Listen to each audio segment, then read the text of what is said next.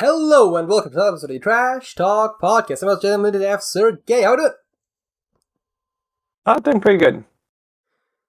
How about you? I'm doing fine myself, and today the year is gonna draw to a close. Well, tomorrow the year's gonna draw to a close. This video comes out on the 30th of December, if I didn't look at my calendar wrong, which means it's the end of the year, which means it's time for New Year's resolutions. Now, as with last year's episode, we're recording this in the beginning of December, so this is up 100% up to date in terms of how much we achieved our previous goal, but it should be close enough. I think that's all I have to say about that, and I guess we'll go straight into our goals for last year, well, this year, I suppose, the foregoing year, and figure out if we actually achieved those before we then set our new goals, because that's how we do things. What makes sense, yeah. So, your first goal was to get a job. I am happy to announce that I got a job. Well, isn't that something? My first goal was to read more, and this one is honestly a bit more complicated, because I looked at it, and I said in last year's episode that I read nearly a dozen books. And by my count of books that I'm certain I read this year, which I never take notes on like what I read when, so it's a bit fuzzy, I probably read about 8. However... What? No way. However, the nearly a dozen books that I read last year had an average length of maybe like 300 pages, and the ones I read this year have an average length of probably over... the shorter ones are 500, so, the average length is probably like 600 to 700 pages. So, I should have read more in page count this year, but I did probably read less in terms of number of books. Wait, didn't you read, like, the Foundation series this year as well? Was it this year? How many books is that? I think so, right? That would add 7 books to the list, which would make a bit of a difference. Yeah. I didn't even think about that.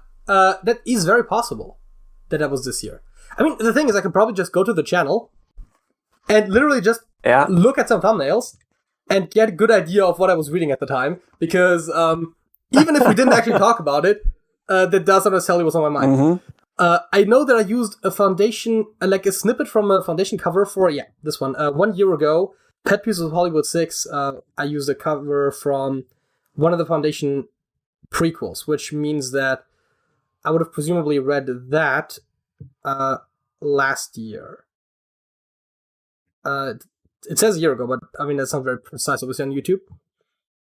I might have read some of them this year. That is actually very possible. See. In that case, the number might actually be bigger in terms of number of books. But I'm like fairly certain that I read more pages this year than last year. And that of course. While page count isn't very precise necessarily, I definitely did read more in terms of volume than I did last year. I also only really counted the novels anyway, so there are technically I think some of the like Doctor Who, like I read the Dalek book from Doctor Who. It's like 80 pages or something, and it's like partially comics, partially prose. It's also not good, but that's not the point. It only counts as read if it was good, okay?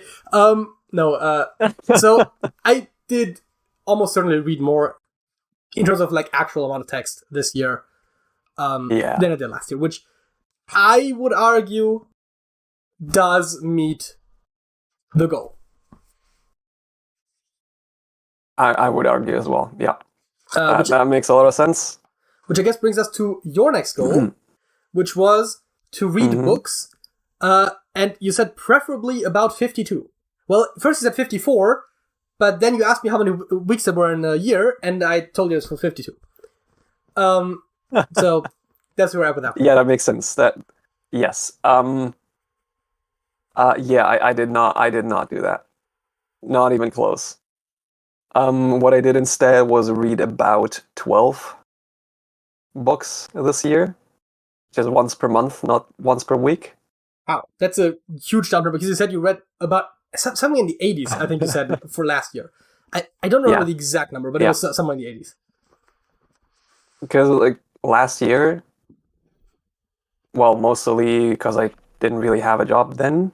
I mean, fair. I also had a lot of free time, and I spent about a month just like reading the whole day. Yeah. Like not even touching my PC at all. Just like wake up, read till the evening, go to bed, and wake up, do the same thing next day. Pretty much. Yeah, you get through a lot of books that way. Yeah. Also, again, number of books is like a deeply flawed metric, but it is. That's a little bit besides the point. It is the easiest because if you start getting into word counts, I think you said you read like 6 million words last year. Seems about right. And so, like, that is sort of the most... That's a lot of words. That is sort of the most, like, categorical objective measure, but at the same time, even that, you could make some arguments for, like, oh, what if a longer word goes to shorter? I mean, obviously, it gets ridiculous at some point, but... yeah. It's like, if you read a certain amount of words in German, it's worth more than in English. Because the words are longer.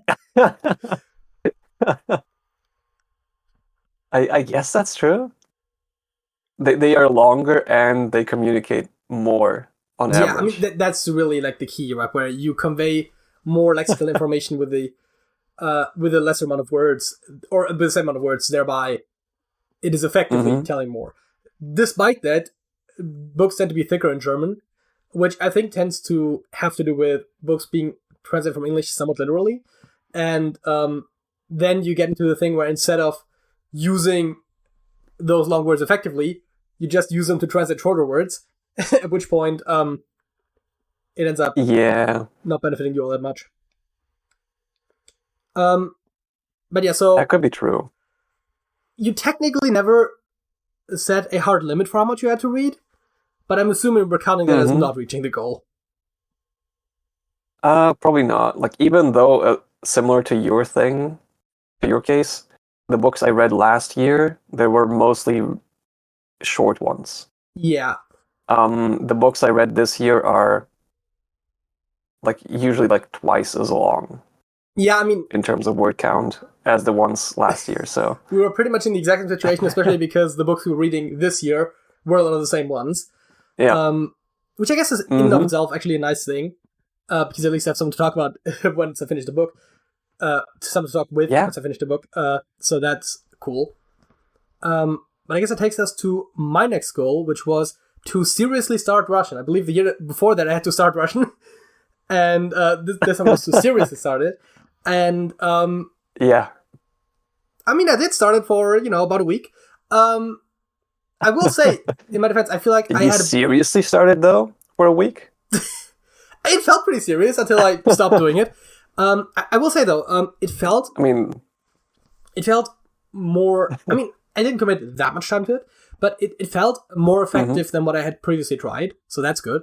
Now, to be fair, that week was also like 2 weeks ago or something. So it's a fairly recent thing. I'm probably not going to do much more this year, purely because I tend to do that stuff over the internet on my computer, and I'm probably going to be gone for most of the rest of the year, and so I don't have access to that. Well, I could, but it's a whole thing. Anyways, so that is not going to change really. If what I had started there would have A, lasted, and B, been a bit earlier in the year, would have been really good for the goal, but I'm going to call this a fail. Yeah. One thing I want to mention for you here is that, like, apparently lots of, like, classic Russian films are freely available on YouTube, like, full length. Okay, that doesn't really surprise me. I'm definitely nowhere near getting into, like, that kind of content. Yeah. Also, surprisingly, they usually have English subtitles. The one I landed on and checked this on funnily enough, did not have Russian subtitles. I mean, I get that, right? Because if you manually do the subtitling, if you make it for English speakers as your target audience, I kind of can see that. I would probably think that Russian subtitles would be more useful for me than English subtitles, because if I'm watching with English subtitles, I feel like I'm not learning anything anyways. And with the Russian subtitles, it makes it easier to understand what is being said sometimes. I don't know how much it applies for Russian, but for French it was definitely very much true. And so, I mean, with every language, like depending on what kind of movie it is, it's sometimes helpful to have the subtitles just if the dialogue isn't very clear. And so, that would definitely be something to look into later. I guess I should probably at some point watch that like Harry Potter knockoff propaganda movie that they made, because that was kind of like low key, like something that people talked on YouTube about for a hot minute there. So that might be something. But I didn't know about this, but it doesn't surprise me at all. I believe I have mentioned that before, but yeah. But I guess that actually brings us. I know about like a cheap knockoff of Lord of the Rings or The Hobbit. One of those two. I forgot which one it was. Okay. That also exists. I think there's also a Russian version. And is also freely available on YouTube. I think there's also a Russision version of The Wizard of Oz. Now, in that case, the novels, not the not the movies, but they apparently apparently it was supposed to. It started out with the guys supposedly translating the first book, but he like took a lot of liberties with it, and then he wrote his own sequels. Yes, I have read almost all of those, and they're pretty good. I haven't even read the originals, although I think I'm trying to think that if those are I think those are still under copyright, because I did just recently download from Project Gutenberg Alice in Wonderland and Through the Looking Glass, because those are actually in the public domain. But well, we're getting a little bit besides the point. Although I guess it does connect back to the reading. Right. But your next goal, which ties pretty nicely into mine, was to get back into Japanese. Probably not happening for a while. As I do have like a new language that takes a bit higher priority now since I moved to Sweden. I think Swedish will be the goal for next year. We'll get to goals for next year. I mean, obviously, it kind of relates, but we'll get to that when we get to that. I knew that you probably didn't do a lot of Japanese, and there's a good reason for it, but it was on the list right now. Obviously. My final one was to revive Trash Can TV, and I specifically said to make more videos than last year. So last year, I believe, was 4. This year was 2. For a moment there, it looked like I was going to revive it, because I actually had a video and then another video the next week, and then I didn't have any more ideas. I made more Hearthstone videos, and I was like, okay, the new expansion's coming out soon, and I guess then I'll get back into it, and then I just didn't feel it anymore. I briefly got back into Hearthstone, just about long enough to make 2 videos about it. So, I mean, that was a clear fail. And I guess that's all that I have to say about that for now. I mean, it doesn't have to be about Hearthstone, right? I know. That was just the most logical thing. And also, I mean, we should probably also work on some of the stuff that we were doing. I don't think we're going to continue Superliminal at this point, because probably not. It's been too long. But we could. It's been way too long. We forgot the story if there was any. Yeah, do the new Minecraft one. But those are definitely discussions about the future, and we're currently talking about the past. So I guess your final goal was to finish one of your personal programming projects. Now I have to think. When did I actually publish one of my mods for Beat Saber? Because that was your last point on the list. I mean, it sounded like you hadn't really finished anything, if I remember, at that point. I mean, there's probably a bit of an exaggeration. Yeah. But it sounded like finishing was a big problem for you. So presumably, if you have finished, it was this year. But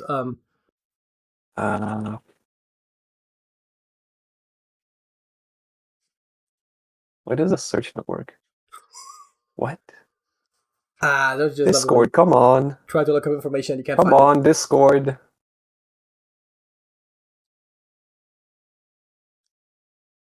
Well, I cannot search for messages for myself.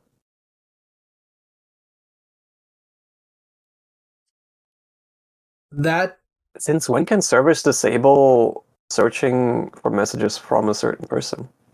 I didn't know that was a thing you could do. Okay. You just put user : and then you put the username, right? That's how it used to be. Okay, never mind. I published it the year before last year, in 2022. That would be last year. Again, we're still in December. It's 2023 right now. Yes. Yeah, no. Yeah, right. But it would have been last year, so that wouldn't fulfill this year's... Yeah. It wouldn't fulfill the 2023 thing, which is the relevant part. So, I guess, in grand total, not that this is how you evaluate anything, but you did 2 out of your 4 points, and I did 1 out of my 3. So... About as good as usual. Yeah. I mean, I will say that for the most part, we've been fairly good on the reading ones. You didn't do as well this year, but our reading goals, I think we have met every time since we set them, except for you this time. And usually the goal was just an ominous read more, and that has worked. I mean, yours wasn't even to read more because you read a lot last year, but then this year that created even more than you had hoped. But, it's going to be a new year soon, and we're going to readjust and make our new goals. How many goals do you have for the coming year, in case you have a list, like a fixed one? Like right now I have written down 3-ish. So I will start with my... things. And the first one is keep reading. So much like you last year, I'm not gonna opt for a definitive increase, but I do want to just keep it going as a thing that I do. And I would try, this is a bit more secondary, but I would maybe try to get it a bit more regular, because it feels like sometimes I read a lot, which that is fine, but sometimes I also feel like I don't read at all for a while, and that is something that I kind of want to get away from a bit. So a little bit more consistency would be nice, but the main thing is just to keep it going. If it ends up being the same as this year, I'm perfectly fine with that.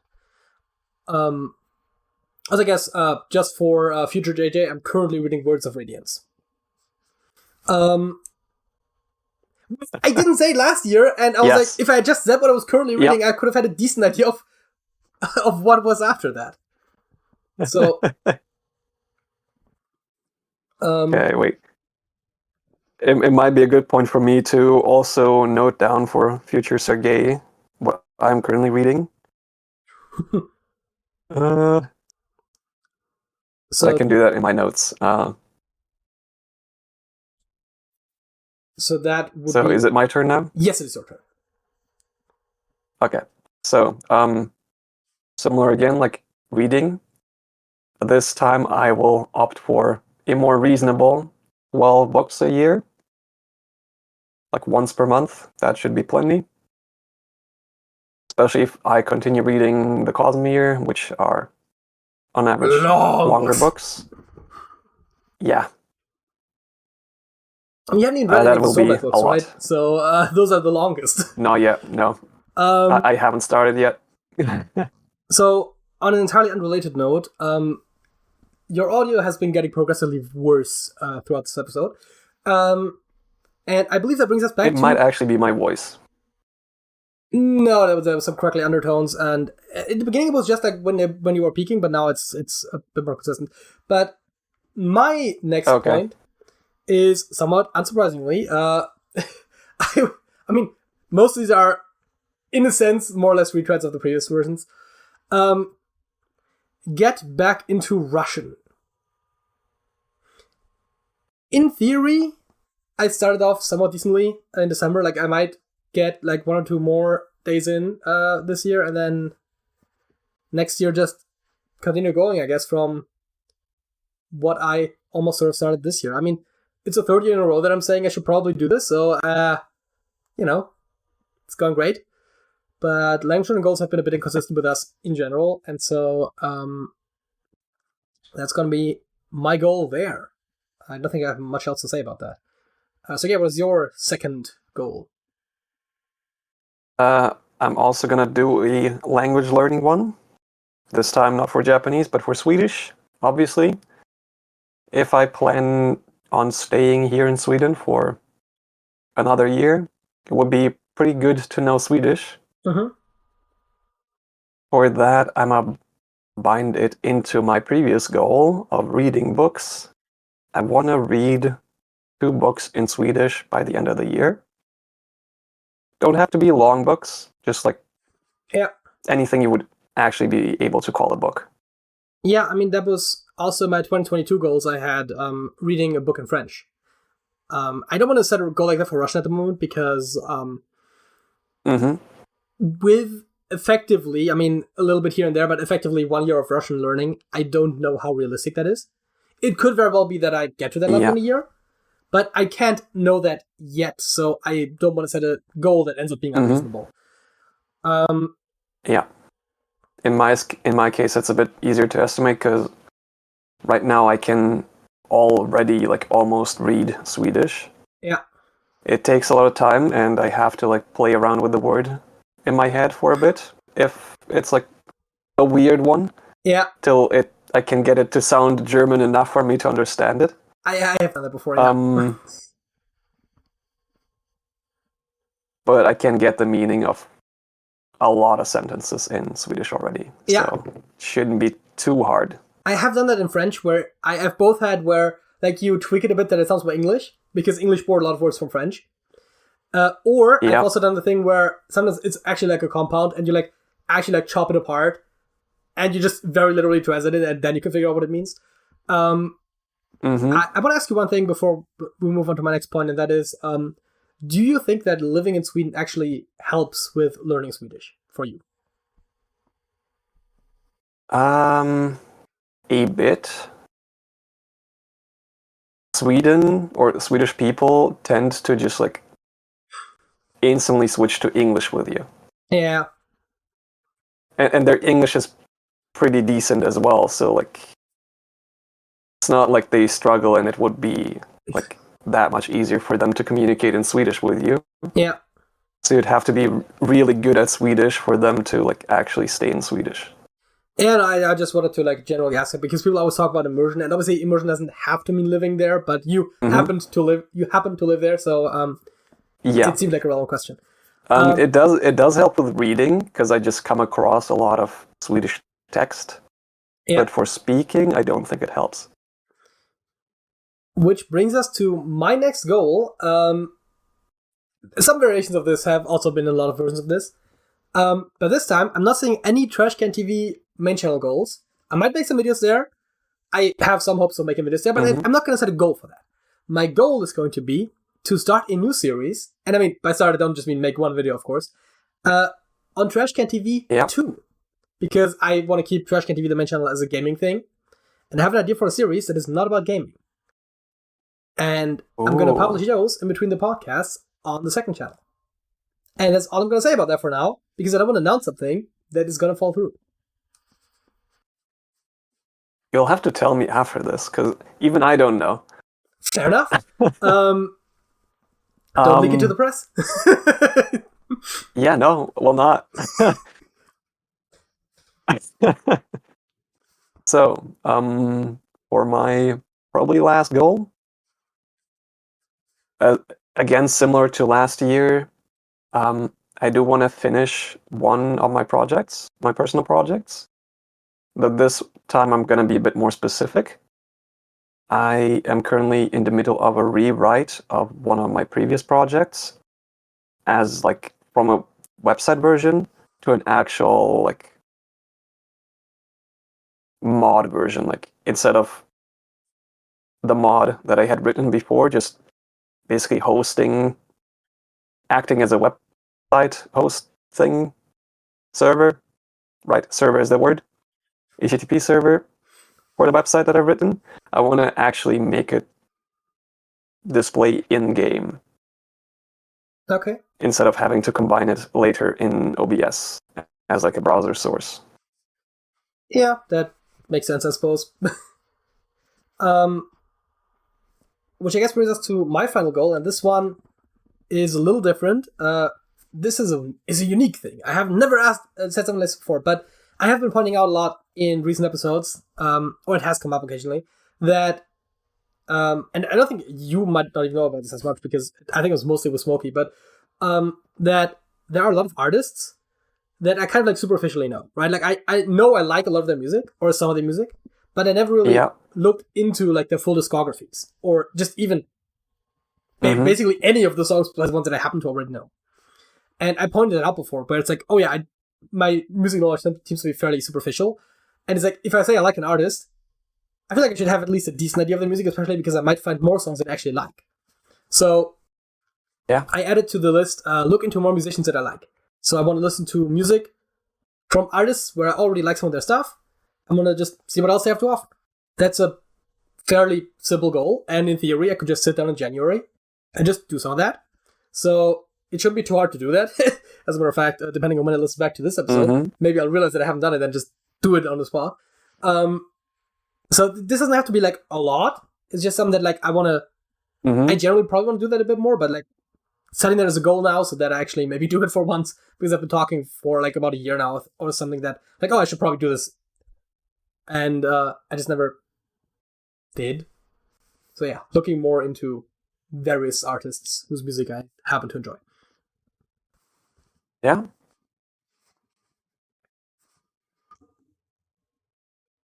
So, is it Fact of the Week time? It is Fact of the Week time. It's Fact of the Week time. Okay. So, my Fact of the Week is about the... Well, let's call it documentary film, 28 Days Later.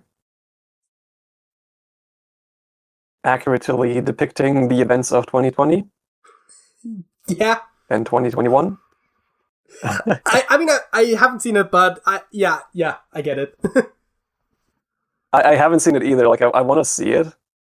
I'll probably see that, like, in the next few weeks. Yeah. But from what I know and heard about it, it sounds pretty close to what actually happened in 2021. In 2020. But yeah, the way they filmed this in London, the empty London scenes, they just filmed it really early in the morning before most people woke up. And just like for the few people that were awake, they just like asked them to like, hey, could you please not go through the shot yet? We're filming. And that's how they did it. But they didn't have a huge budget. I think I've heard that before. I'm assuming that's the same as what the BBC did when they filmed the Non-Invasion of Earth, the TV version. It could be, yeah. Because that also had location filming in London, and I mean, it's the BBC, so maybe they have like some authority. I don't know, but like, it's hard to imagine that they could like pay for like cordoning off like major areas in London. I think they also, I think I've heard that like also, I don't know if they did it early necessarily, but definitely like basically like just try to get whatever shots they could. I think there's some of that. But yeah, that is definitely interesting. I realized that I should have probably looked up something before this topic, but we'll just go with before my fact. But we'll just go with it. This is not about the factual information of the fact. It's fine. And first, I'm going to go back to an old trope that Alex liked to do. I'm going to ask you a question. Oh no! How many tentacles do octopuses have? I mean, I would assume from the name 8, right? Well, you would be mistaken, because if we go by the, and this is the part I should have probably looked up how to pronounce, I'm going to go with teuthological definition. They actually have none. Because, what is it, teuthology, whatever, which is the study of cephalopods, a tentacle is a limb with, or an appendage, with suckers only near the end of the limb. What octopuses would have are arms, because the suckers run along the entire length of the appendage. Ah. And yes, they have 8 arms. It was a trick question. But, yeah, no, apparently, if you're dealing with... What would be the accurate name for them? Instead of octopus, octopod would be 8-legged. What would be the 8-armed? Octopus, plural, octopuses, or octopodes. I mean, it is literally is a soft word 8-limbed. I don't know what the actual etymology and pluralization. Scientific Latin term octopus was derived from ancient Greek. The same thing basically is a compound of the form octo, 8, and pus meaning foot. So yeah, it actually already means 8 foot. So yeah. And again, right? They're called arms, so it's fine. Yeah. I guess squids would have tentacles, maybe? I don't know. That's not a fact. It's just let's see, squid. Because those, I think... Oh, I think they have arms and tentacles, I guess, maybe. I think the 2 long ones are tentacles and the other ones are arms. Anyways, that's just the first bit. The definition of arms and tentacles in the study of cephalopods is the fact, which brings us already to the next segment, which is Squirtle. And this time, we're doing something very special for the last episode of the year. We're doing Squirtle Daily. No reason in particular. Do you start with the same 2 words? Sure, right? Which are laser. What could possibly go wrong? Famous last words. Okay, I mean, we have 3 letters for the first row. And interestingly enough, we do have a couple of hints here and there. Actually, I almost forgot. There's this interesting bit where these hints are actually very useful because they're actually limited to 2 spots right away. Yeah. Sadly, most of the ones that would have been there are black. As a matter of fact, no sin in this one.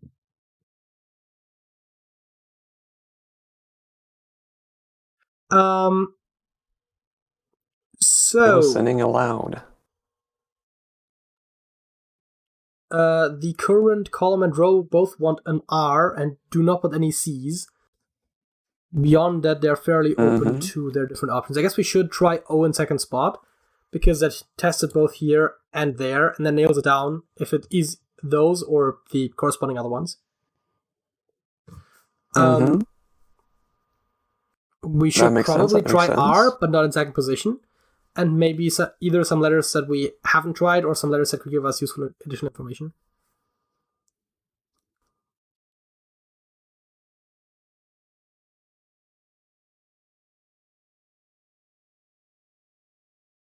I guess what we also could do is try the E here. It's not as useful on the other end, but then it would also tell us if it's here or there. So I said I want to try O here and maybe E there, and an R somewhere, which I guess would be either there or there then. I guess there's where it intersects, which would make it the most logical spot, and then try some letters that we haven't tried yet, maybe, or try a letter that could be there. I mean, we could try lower, for example, or lover. But that would only work for the row, not for the column, because of the L. But we could also try something like power. It gives us 2 new letters. Yeah. So we don't have to absolutely do this, but that would obviously give us possibly the most information, and if we go with the pattern that I inscribed here. We could go with poker rather than power, because K is maybe a more useful letter overall.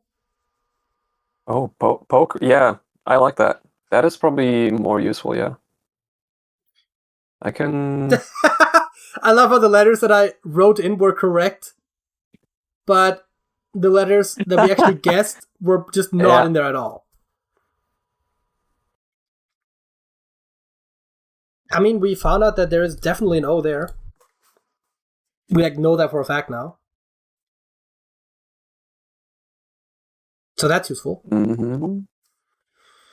The first row we still have 3 letters for. And the R can't go in the first position, neither can the A. The first column needs an L that is not otherwise restricted. So, I mean, I did say a bunch of ones that's these ones that did start with L. Well, I said lover and lower, but that's 2. So L would possibly work as the last letter in the first column. I mean, it's either the last or the third, of course. I mean, those are the only 2 options.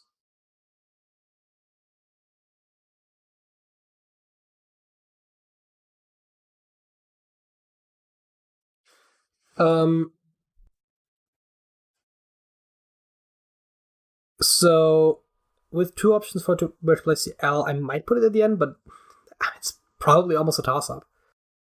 We don't have much else, do we?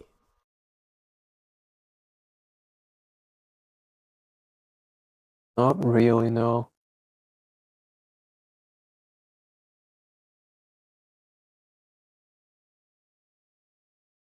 We can try and reconstruct the first row. That could potentially be possible. Yeah, I mean, I suppose the question is, do we want an E right here, which is probably no. So that means that none of the letters that we're looking for will be in the first position. Because it can't be A, it can't be R. And obviously A can't be here, E can't be there, R can't be there. So that limits every letter to 3 possible positions. And the more letters we put in, the more limited the other ones become. That all sounds very insightful, but it's not actually that immediately helpful. Yeah. So we assume that it starts with a consonant, right? I mean, basically, I would say so, yes.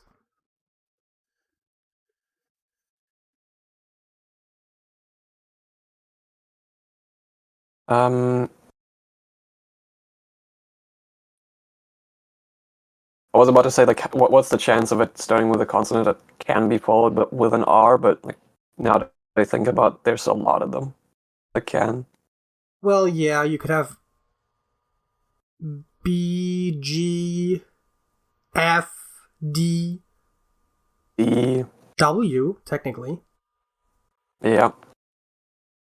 I mean, I doubt it's WR because, like, what, rot? Like, I'm trying to think if there's anything that would actually use the letters that we have. Because ver is actually not that common. But anyways, there's still, even with G, F, D, B, whatever I said, like, there's still a couple.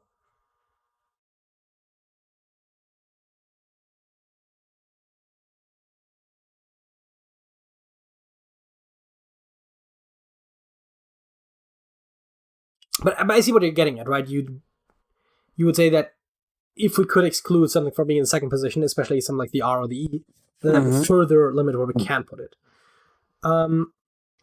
Yeah. So if it's if it starts with a consonant, it can almost certainly be followed with an E.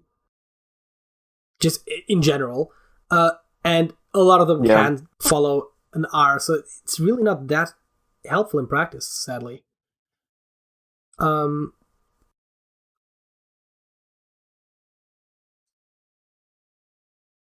also the word could totally end in an E. I don't think it would necessarily end in an A, although that is probably possible. It's just not that common. And especially with having an E in there, E would probably come before A if they were grouped together. So that, in my mind, makes it fairly likely that it's either an A here and an E in the end, or E A. Like break, for example. right, would have B, R, E, A. Because if it is EA, the way I said it, right, then the R would have to be here. So it'd have to be something like break. Well, no case, but work with me. And bread, right? Like something like that. And if it isn't EA, then I would put the A there, the E there, which would put the R either in the middle, which would honestly, do you maybe just want to try bread? I mean, sure. Like, why not? Well, I mean, that certainly limits the options. No B's and D's, which isn't that useful, but also we have further limitations on where the E and the A can be. As a matter of fact, the A can only be in 2 spots, and the E can only be in 1 spot, assuming that there is no E here, which there could be. But if there is no E there... could be. Yeah, but I said EO is unlikely, so... I mean, it could be, but it's unlikely, but in which case it would be here. Yeah. If it is here, then the A is there, which is... But that was one of the 2 options that I thought was... Mm-hmm. So, I don't hate this. That's about all we get out of that, I think. I'm suspecting there's an O right here, because the column needs 1. It can't go there. It is not probably in first. I get a curious R hint for the second row. Like the second row, not the middle row. The second row has an R hint, which could go there, which would make sense since this... I mean, this row has one already, so it could also go here, is what you're saying. Mm-hmm. Yeah. And I'm pretty sure the O goes there, because OOE seems a bit like a stretch. And we already have the A there, which puts the O there because it can't go there. You want the R here? I mean, this one still needs a C, but I'm just gonna go with it. Probably doesn't have to be in this column necessarily. As a matter of fact, they can't be in this column, so scratch that. But so the C would go there, there, there.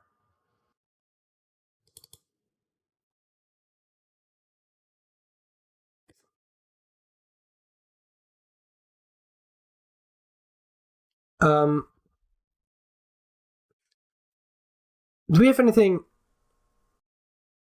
argon? No N's. Oh. Ah.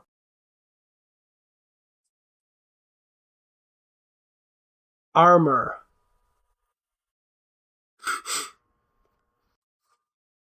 The American spelling, of course.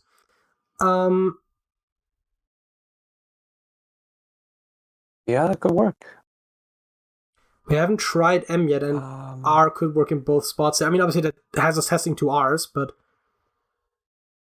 it's probably the best we can hope for at this juncture.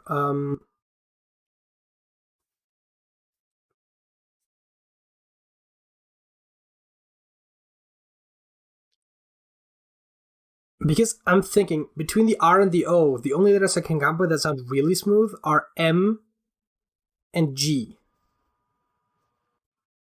And I'm not going to come up with anything that says argon. So with armor, I think it would have to be armor. Unless I'm missing something. I mean, it's built on quite a few levels of assumptions at this point, but...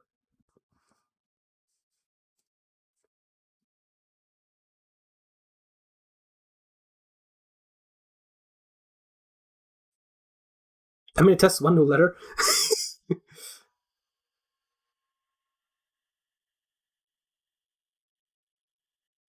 I mean, to be fair, we have tested quite a few letters in total. Yeah. It's not that we're too short on those. It just doesn't give us a lot of new information otherwise, but it does test the A for the first row. It does test the R for the second row. It tests the O for the central column. I mean, I think it does a lot of the things that we would want it to do. Unless you have a better idea. I don't, so I guess let's go for it. Well,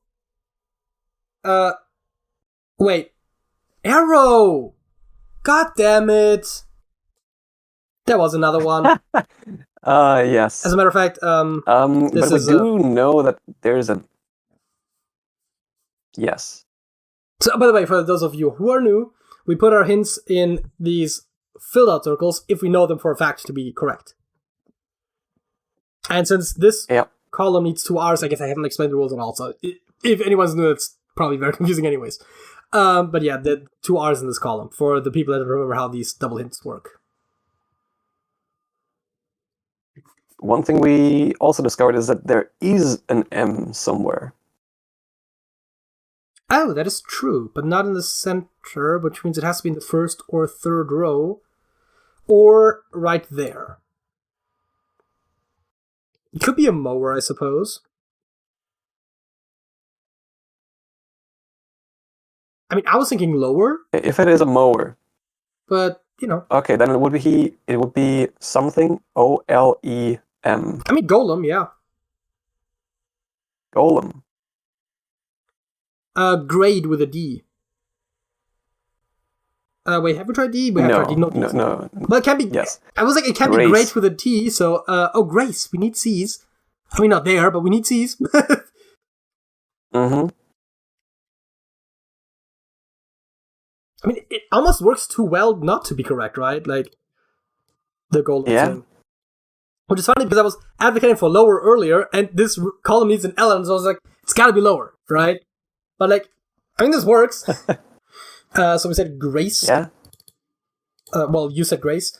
Grape. Could also be grave. Grave with a V. Intriguing. Yeah. I'm gonna put grave for now because we already have some algebra trying for a C. As a matter of fact, that is likely a C. I was gonna put an E there because normally RC would follow with an E, but we can't. Which, I mean,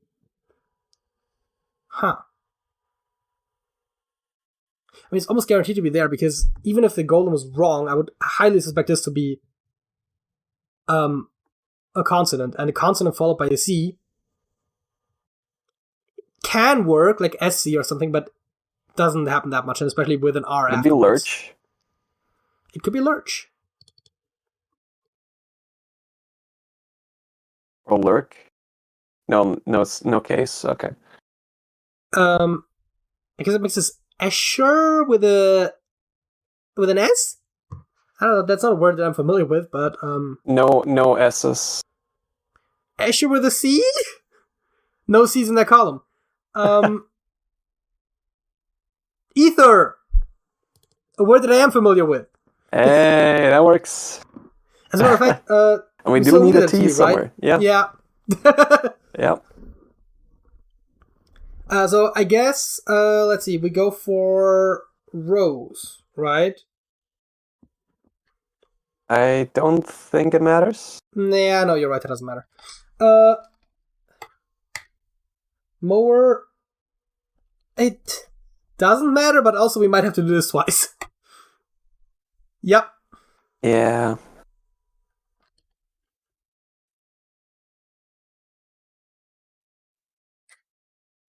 We do actually also have to do golem still.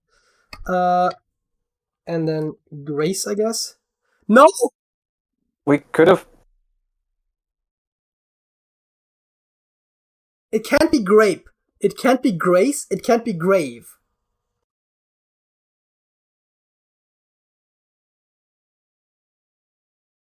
It can't be great. It can't be grade. There's 5 options I can think of, and none of them are possible. Graze. Graze with a Z? With a Z. God damn it!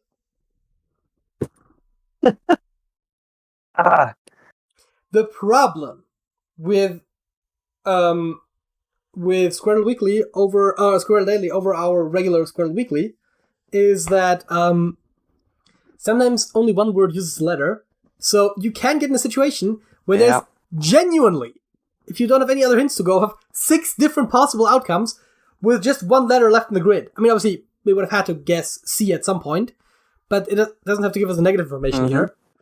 We wouldn't have to have guessed D because it's not on the grid. we would have had to guess T somewhere, but it wouldn't have given us information about the... No. If we guessed ether, it would have given us the... No, wait, that would have been down there. It would not have given us anything about this T. I think besides... No, I think there wasn't a single one that we had to have eliminated here. Between grade, great, grace, grape. Wait, now I'm only having 5. Oh, grave, yeah.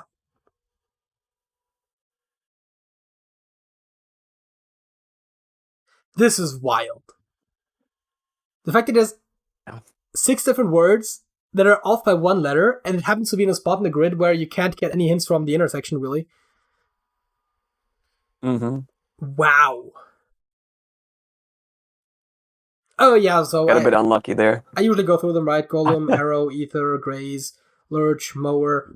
It's all fine. Those are not particularly hard words. But, wow, graze is just a very unfortunate word. Especially because you don't go for a Z. Like, barely ever. It's not that common letter in English. Z, like, fun fact, if you go by the official word list... Which I believe Weekly uses. Ones that Daily uses. Yes, Daily uses, but Weekly also uses, like, other words.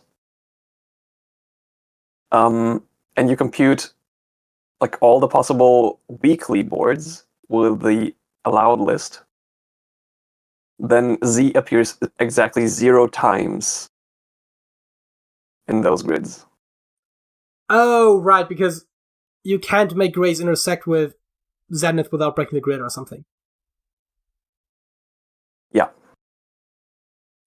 Huh. So, that is an interesting side fact. I mean, obviously, it turns out that Weekly doesn't use the same list, so Sergej's computational approaches there were unnecessary. Would you say that was a programming project that you finished in 2023? I guess, yeah. Now that I think about it, that might be. Okay, I'm assuming that's not what you had in mind, but... No, really, no. Also, additional fun fact, same thing for J's and Q's. Those also do not appear. Yeah. In any of the weekly grids if you only use the allowed word list that is used for daily. I was trying to think how common Q's would be in general in the English language. I was like, it's barely shows up, but like it does show up occasionally because words sometimes end in QUE because of loan words. So that's probably where it will show up the most. But those are longer words usually because you wouldn't have 5-letter words, right? You could theoretically maybe, but I can't think of any. I like the shortest I can think of is plaque, which is 6. Yeah.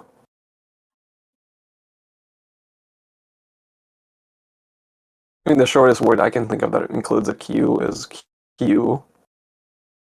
Oh, yeah, right. That does contain a Q, and it's 5 letters, so it will work. Yeah. Huh. Then you would just have to have another word that has a Q in it at some point to intersect it with. Yeah. And that's where it gets tricky. But yeah, I know you're right. I was just thinking of the words ending in QUE, specifically not starting with QUE, but you're right, that can happen in theory. Mm-hmm. So yeah, Q.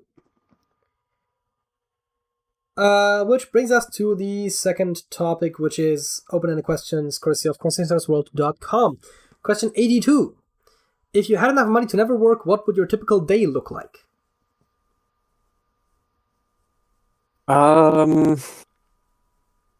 Probably. Well, first of all, getting like a good breakfast. You know? Okay, how often do you actually eat breakfast, though? Wait, do you not eat breakfast? I mean, depending on how you look at it.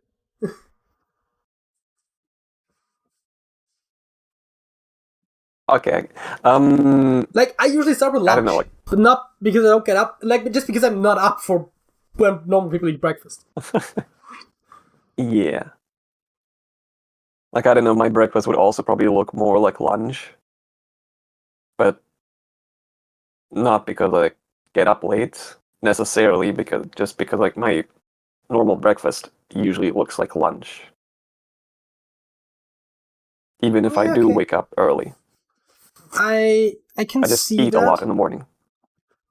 That's probably, I wouldn't actually do that generally because it's usually just lunch because, I live with my parents, so my mom makes lunch, right? And so that's my first meal of the day. But usually I'm not actually that hungry when I get up, so I would probably eat something light, probably 1 or 2 hours after I get up. So that's... I see. Yeah, no, I do usually have an appetite in the morning. And can eat quite a bit. Apart from that, I don't know, spend a few hours programming, spend a few hours playing video games probably, spend an hour or two just on walks, I guess, doing something. In the meantime, again, eating something. Yeah. I mean, obviously, you and yeah, do eat, you go to the toilet. We don't have to go into the details. Yeah. But I guess for me, that kind of stuff. I don't know. I think for me, it will also just be a lot of media consumption, right? Like TV shows, books, video games, right? It's probably not that much video games, honestly. I haven't really played a lot of games that much lately. Yeah. But probably a lot of TV shows and books, honestly, which is probably a boring answer. But that's what makes me happy, I don't need much. Perhaps some D&D. Oh yeah, D&D, definitely. Every now and then. I mean, it wouldn't be the typical day because it's not like we could schedule D&D with any degree of frequency, much less daily. And frankly, I'm not sure if I would want to play daily because it takes a lot of time. And I think once a week is probably enough. I would if we can actually manage a really regular schedule that it happens every single time on the day scheduled, then probably maybe even once every 2 weeks will be good.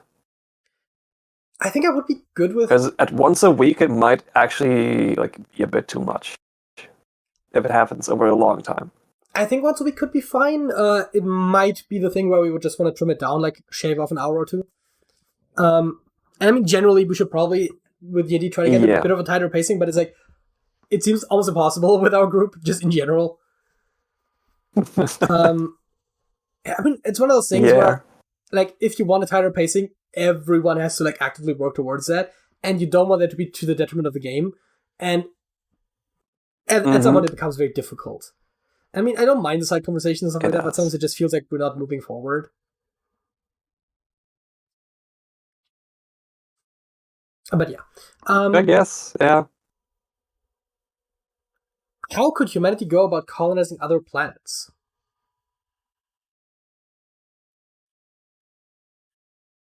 I don't know, I'm not a scientist. The answer is one planet at a time.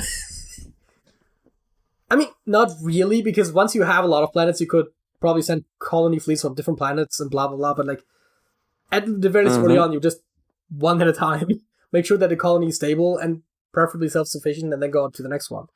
I mean, in practical terms, obviously, probably a moon base would be good, because launching from the moon is easier than launching from Earth. Obviously, you'd have to get to the moon in the first place, so unless we have a space elevator, that is not that much more useful. But there are some things that you can do on the moon. There was experiments about oxygen extraction and stuff like that, so that you could maybe still use it as a springboard in some sense. You even if it is even if you still have to bring everything to the moon, once you get on the moon, you can refuel whatever. Right. Package stuff a bit more efficiently, since you don't need as much fuel, have more storage space. Right, the key is get further that way. Yeah, the key is fuel to mass ratio, I believe. Yeah. And obviously, being able to refuel on the moon would be useful. Yeah. I mean, there's a couple of things there. I think there was also some ideas about transferring things in orbit. So something like that. Because I think if you have to no matter how far you go, start on Earth, it's going to be very difficult. Yeah. I also think we should probably look into what the effects of humans on other planets would be, but some of that we can't really do practically. Some of that we can. There were simulations about like low gravity and stuff like that, but we haven't really tried actually living on another planet, so some of that would be difficult. And then it's just a lot of rigorous science of like figuring out like how do we build habitats for humans, right? Because we're not going to terraform a planet anytime soon. We just don't have the technology. We can do some stuff, right? Yeah. If we go to Mars, we could probably thicken up the atmosphere, which would be very useful. It's one time where doing all the bad shit we do on Earth that is bad for the atmosphere would actually be good for human life there because it's a very different starting point. And obviously Mars would probably be the first one that we would go to in terms of planets. The gravity is like a third of Earth's, I think, so it's maybe fine. And yeah, with an atmosphere, it could actually be like fairly decent there. I mean, like from what I've heard, the main challenge will still be the non-existent or like very weak electromagnetic field of Mars. Yeah. I don't know if there's an easy way of fixing that, because we can't make a planet by a force field. I mean, we can't really make force fields. I mean, magnetic fields we can make to a degree, so like, yes, we could make our own magnetic field, but I don't know if you can make one on a planetary scale that was maybe a little bit different. I don't know what kind of a core Mars has. I don't think so. If it's one of those where it has an Earth-like core, we might be able to like actually get it spinning, and then it would generate its own field, like Earth. How would we get it spinning? With magnets! Pretty easy. I mean, in theory, and again, right, I don't know enough about this practice, but in theory, it would be a lot easier to like kickstart like a spinning core with magnets, presumably, than it would be to permanently keep up a magnetic field of our own. I mean, I guess. I don't know if that could actually work, but if it can, it's probably a good idea. Okay, so from what I've heard, and like, I heard that like years and years ago, probably like close to a decade ago, when I was, I don't know, 13, 14 years old, watching documentaries at night. The Mars's core was Earth-like, but has since cooled down to no longer produce a magnetic field. Well, I guess we need to heat it up then. Yeah. Question is how? Electro-resistive heating? No. Heat pumps? From where? There's no geothermal activity. Surface.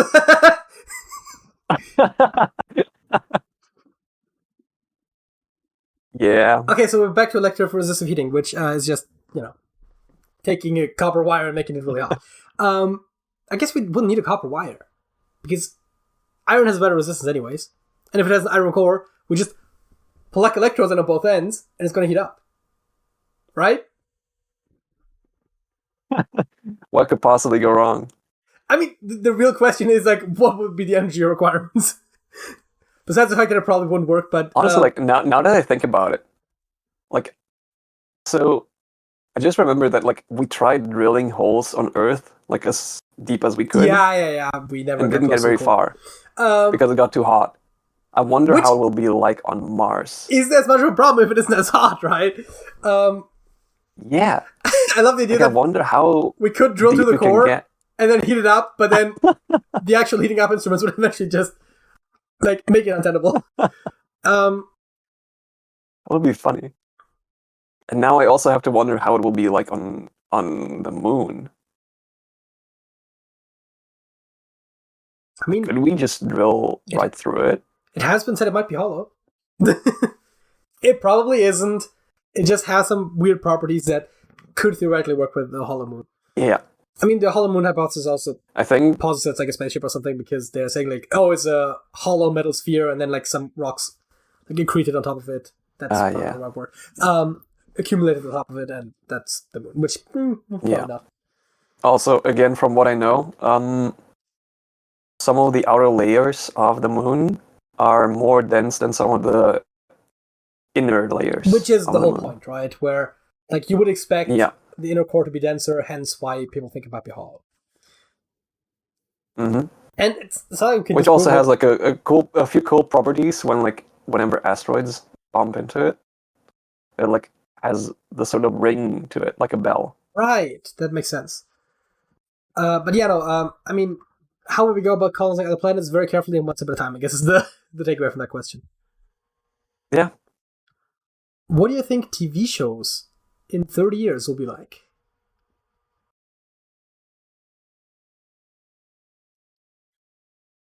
I would have worded that differently. I would have said, what do you think TV shows will be like in 30 years? But anyways. It's important to realize that 30 years is a long-ass time. Like, I'm 25. Right? I don't exactly remember 1993 all that well. And 1993 to 2023 should arguably be a smaller jump than 2023 to 2053. Because technology has a thing about being exponential.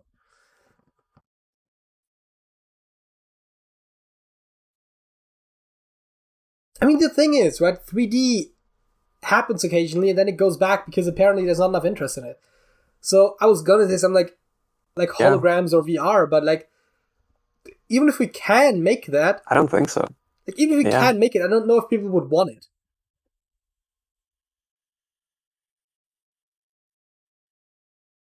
Like right now with technology, it's such a hassle to set up. Yeah, I mean, some of that could definitely be made easier. I mean, again, 3D movies like keep losing popularity though, because all you have to do is sit down in cinema like with some 3D glasses, right? So there's definitely more to it than... I mean, obviously it's a little more expensive. I mean, 3D is more of a gimmick in movies because, like, well, what is going to be 3D there? Like, not really all that much, right? I mean, it the 3D effect is almost imperceptible. I mean, it can give a sense of depth, and it also matters a bit, I believe, whether it was actually filmed in 3D versus just like most 3D movies are just like made 3D after the fact, which obviously is going to be worse. The only 3D thing you'll really see and notice is like this completely normal scene where this plant that is like in the edge of the frame, just like in the foreground, will just pop out.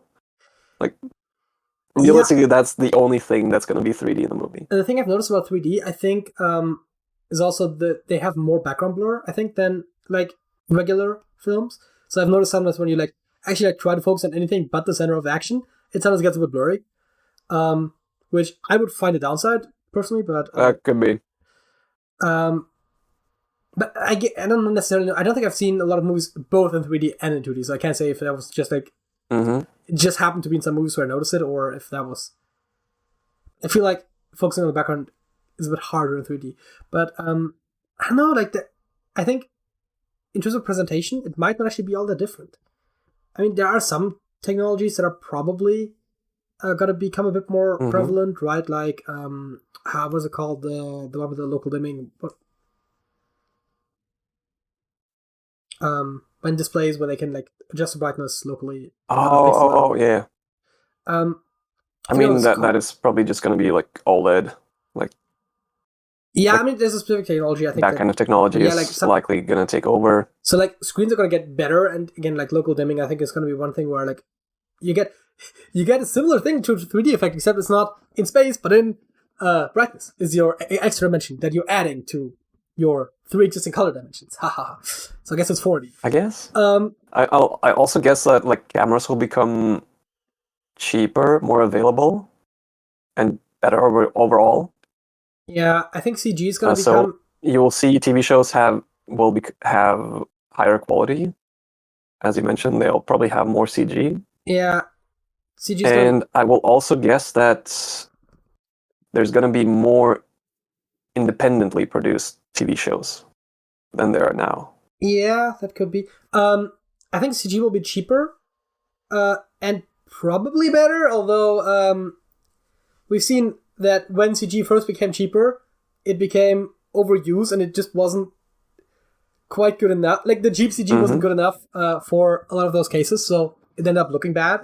These days, CG is so prevalent that it's mostly decent, but you do occasionally get bad CG that has a lot to do with like how rushed some of these projects are. Also, sometimes performances can suffer from that, where acting towards a tennis ball is a lot harder than towards something that is like physically there. Yeah. I also think that we might see changes less on the actual like presentation side and more on the distribution, I guess. The business models, right? Streaming is already having some issues with they finally have to pay like somewhat decent royalties to their actors and writers. I think it was actually the main one. But the recent Hollywood strikes, and like they got some deal with streaming. I think WGA and SAG also got some sort of streaming deal, I think.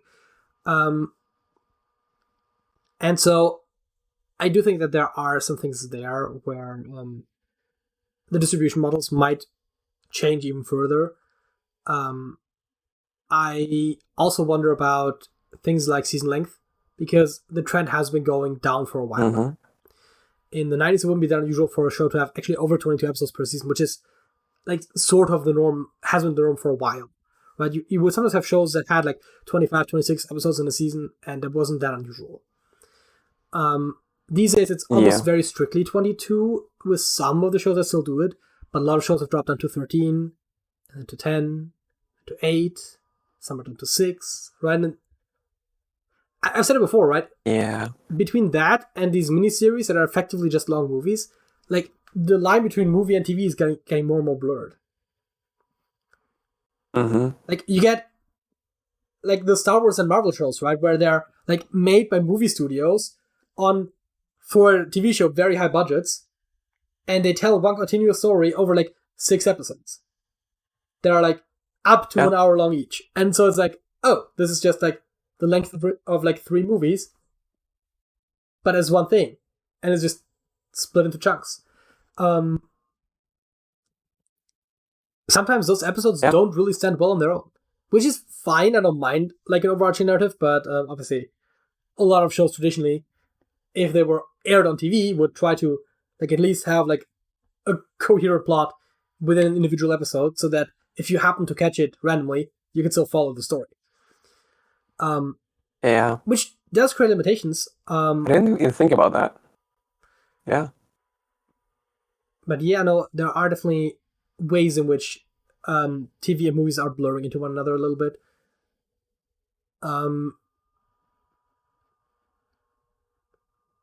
But I do think a lot of things will be easier. The question just becomes like how they're actually going to be sold. I think matters a bit to me. Like example would be Doctor Who, right? When it came back at first, it had, I believe, 13 episodes a season in 2005. And then went down to 12. Sounds about right. Then 10. I think it went down to 12 in like the Matt Smith or Peter Capaldi era. And then to 10 with Jodie Whittaker. And now it's 8 for the upcoming season in terms of regular episodes. I mean, there's specials still, so it's still like one more every year basically. But 8. It's not that much. And also another trend has been really not. And the episodes do tend to get a bit longer. So it used to be that it's 45 minutes was sort of the standard for like your scripted dramas. And now a lot of them are going for 50, 55, 60. So you're getting fewer, slightly longer episodes. Usually a little bit less runtime in total. I don't know how that is going to like affect things in the broad scope of things. But TV definitely isn't, or a lot of TV these days isn't made for TV anymore, but rather for streaming. Which does change how the shows are made. And you do wonder, like, will TV as like as an actual like broadcast television still exist in 30 years? The answer is probably. I think so. Radio's still around, so Yeah. I mean, radio is also cheaper to produce, though. And also, by the way, radio dramas are barely around, as a side note. Like, radio is basically just music and news these days. And, of course, commercials. And so, they're also just made it as cheap as possible, right? Like, they used to have, the War of the Worlds was on radio and supposedly got Americans all confused, which I think is overstated. But yeah, no, right? Yeah. So, I don't know what's going to happen to TV as a medium. And maybe even more of a question, what is going to happen to streaming as a medium. Because they're clearly having trouble with their previous models. Like, Netflix added ads. I really, really hope that in the next 30 years, exclusive licenses cease to be a thing. Yes. That almost seems like an antitrust issue, I feel like, but it has never really been explored. I have heard people make that argument before. Because from what I've heard, there previously, like a long time ago, was something similar with cinemas and movies. Oh, yeah. Film studios also used to own cinemas, and then there was a law introduced that forbade that exact thing from happening. So actually, you could make a law, and obviously, you could make a law, right? 197 countries, but effectively, if it happens in the US, it probably happens more or less worldwide, where you don't allow production companies to also have streaming services or vice versa, right? So Netflix and Amazon Prime were like the first ones, and they started making original content. Don't allow them to make it exclusive for their own cinemas. Yeah, but you could have split the streaming service from the company, from the production company. That's a thing that like the FTC could do. So Netflix and Amazon started out like as streaming services. Well, Amazon Prime specifically, obviously Prime Video. Amazon itself started out as a bookseller, but they started out as streaming services and then started making original content as a way to draw in more viewers. And then quite a while later, honestly, companies like HBO, which I think even at the time was owned by Warner, but it's now owned by Discovery. But like HBO and Disney and like some of those companies started making their own streaming services, right? Apple has one as well, but actually that's different. I was gonna say like studios or like content producers started making streaming services, where at first it was just streaming services started making content. That was a weird example because they started a streaming service that I think primarily relies on original content, which is an interesting approach. I mean, I guess, again, like similar to Disney Plus in a way, but at the same time, they didn't have pre-existing content to fall back on. I don't know if they do license content, but most of when you ever hear Apple TV Plus, it's always like the original content you hear about. But anyways, so streaming services are going to be very interesting, and the one thing that you always have to keep in mind is they got to make their money somehow, right? Because otherwise, it's just not going to keep happening, and it seems impossible to imagine that TV shows as a format just wouldn't exist anymore. And so the question is, like, which model is going to keep them sustainable? And obviously, I guess there are already some people on YouTube that like do things like short form animation, right? And so if it gets easier to make content, right, then we can get back to what you said with independently produced content. If it's, good cameras become cheaper, visual effects become cheaper. If you can monetize it somehow, like you probably still need like some sort of like Patreon type model, because just with like AdSense is hard to imagine. But like I could see more independently produced content as well. Especially like nowadays, I already see like more and more independently produced like high quality. Not really TV shows, but like short movies popping up. Yeah, I mean, short films especially have been very prone to like indie for a while now. You have sometimes also like feature-length films made independently, but TV shows is kind of rarer, I guess, because also oftentimes independent productions also just take a while. And having to do like even 6 episodes every year is probably difficult. Although again, they're shorter than whatever. I mean, probably not every year, but like as a one-off, like you will probably just see them every now and then. in 30 years. So I do think that could happen, especially because a lot of people are unhappy with where a lot of the mainstream stuff is going. At least for movies. For TV shows, I haven't read as much, but if people are not content with the content that they're being given, then some people are going to make their own, and it's going to be somewhat successful. And so you could see that becoming a bit more of a factor. But honestly, I mean, that's what happens with games. Yeah. Like, I don't really know much about current AAA big studio releases. I mean, I hear a lot of stuff about indie games. And I play mostly indie games. I mean, I guess what I've heard a lot about this year is Baldur's Gate, which is an interesting example because I think Larian is technically an independent studio, but they're also like a bigger independent studio, so it's not really an indie game in the strictest sense, but it's also not really a AAA game. Mm-hmm. Like a double A game. Yeah, right. And I mean, you also heard a lot about Starfield for like 2 weeks, and then everyone got bored of it, I guess. So yeah, but Baldur's Gate is probably an interesting example, and honestly, kind of rare, right? That you have something where it's like not quite indie, not quite like big studio. I think that's become. I think it used to be a bit more of a thing before, like all of the medium-sized studios got bought up, and I feel like it's starting to become more of a thing again, where like some of the indie studios are getting bigger again. I guess everything's cyclical at the end of the day. Mm-hmm.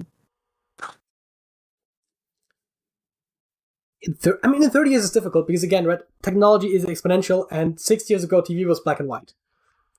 So, yes, yeah, that is also true. Which I think is probably enough on that question, and probably brings us to the final segment. Unless you have something you really want to say about TV shows. Not really. No, I think I said everything. Which actually I should probably also note down where we were for next time. But much more importantly, what is your not the right button? What is your song of the week? My song of the week is 5 Minut by Mila Gurchenko. 5 минут, бой часов раздастся вскоре, помиритесь те, кто в ссоре. На часах у нас 12 без 5, Новый год уже, наверное, в пути. К нам он мчится полным ходом, скоро скажем с Новым годом на часах 12 без 5. I mean, I probably don't have to tell you that it's not for me, but also, I always get a bit skeptical when it's like a huge banner that says USSR, effectively. Yeah. So, like, was it just common, like, back in the day? It's an original song from one of the classic New Year's movies from the USSR. Ah, so you went seasonal with it. It's still like, yeah, it's still shown like every year. It's like a classic. You watch it every year. It's like a song I really like. It's about the 5 minutes before the new year. And the title is just 5 minutes. I mean, I feel like 5 minutes before the new year, the thing that starts playing on every radio station in Germany is the Final Countdown by Europe. It might not be 5 minutes, but like they always play that song right before New Year hits. Like every time. So that's a New Year song for me. But, nice. I didn't know that. But I'm just going to retroactively say that my song is actually also very fitting because as we're moving to the new year... Actually, one second before that. Since it is an OST and from like so long ago, like there isn't really a cover image for this. I mean... This is the closest thing I could find to it, which is just like one of the...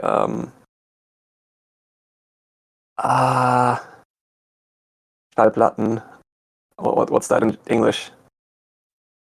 That's an interesting question. I mean, people always call it vinyl, but I don't know how like a vinyl disc, I guess? Yeah. Is there like a specific name for those, actually? I guess. I don't know, just like vinyl thing in the middle that shows you what disc it is, I guess. Record, right? Fair enough. So it's a photo of that record. It's just a record. Yeah. Like if the word record is so generic for me that it didn't even come to my head. Like, oh yeah, record is like a specific physical thing as well. So it's just that little text in the middle. Yeah. And it's a photo of that. Yeah, I knew it was a record. I just, I know that it happens sometimes with like music that's that old. Which I guess brings us to my song of the week. And as we're changing the calendars over to the next year, my song is Changes by David Bowie.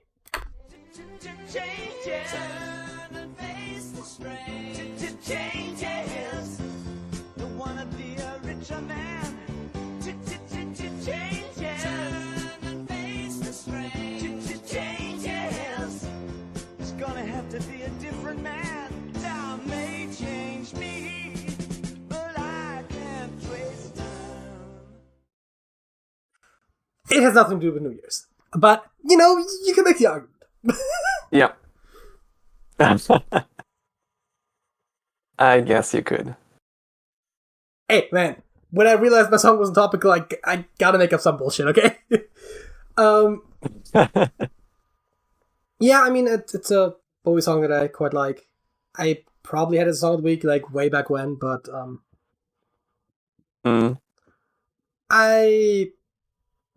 I was just feeling a Bowie song, and the first one that came to mind I had done recently, so, this was the second choice, basically. But, I do quite like it. Yeah, why not? Which brings us up to the Trash Talk podcast to a close. Which brings this year for the Trash Talk podcast to a close, if you will. If you enjoyed this episode, leave a like if you want to see more like this in the new year, and maybe something else, we'll see. Then subscribe to this channel if you haven't already, and if you have something to say, leave a comment or join us consumer. Link is in the description below. So, okay. That's it. That's it.